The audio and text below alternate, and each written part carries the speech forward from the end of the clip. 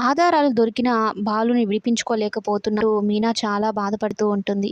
ఇదంతా గజా చేసిన పనే. కానీ మనం ఇప్పుడు నిరూపించడం ఎలా? ఆధారాలున్నా కూడా పోలీసులు నమ్ముతారా? నమ్మరు. ఇప్పుడు ఏం చేయాలి అని అయితే అనుకుంటూ ఉంటే శృతి ఫోన్ చేస్తుంది.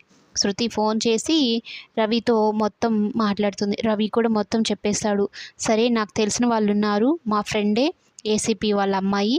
నేను ఆ ఆంటీ దగ్గరికి తీసుకొని వెళ్తాను అని చెప్పని ఆమె దగ్గరకు తీసుకొని వెళ్తుంది. ఆమెకి తెలుగు రాకపోయినా మీనా పడుతున్న ఆవేదన, బాధని ఒక ఆడదానిలాగా అర్థం చేసుకుంటుంది.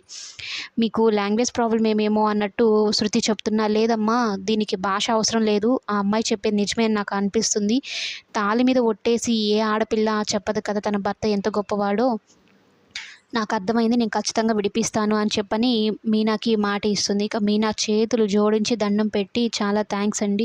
ఇదొక్క సహాయం చేయండి. నా భర్తను విడిపించండి. నా భర్తని అన్యాయంగా ఇరికిచ్చేశారు. జైలు పాలు చేయొద్దు. తన జీవితం నాశనం అయిపోతుందని చెప్పి వేడుకుంటుంది. ఇక మీనా బాధనైతే చాలా చక్కగా అర్థం చేసుకుంటుంది. ఒక ఆడదాని బాధ ఆడదానికే అర్థమవుతుంది అన్నట్టుగా అయితే.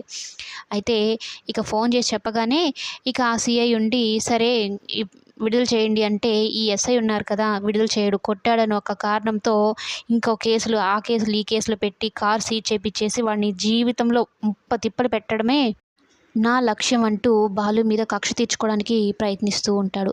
మరి బాలు విషయంలో మీనా ఇంకేం చేయబోతుంది అనేది కమింగ్ ఎపిసోడ్స్‌లో చూద్దాం.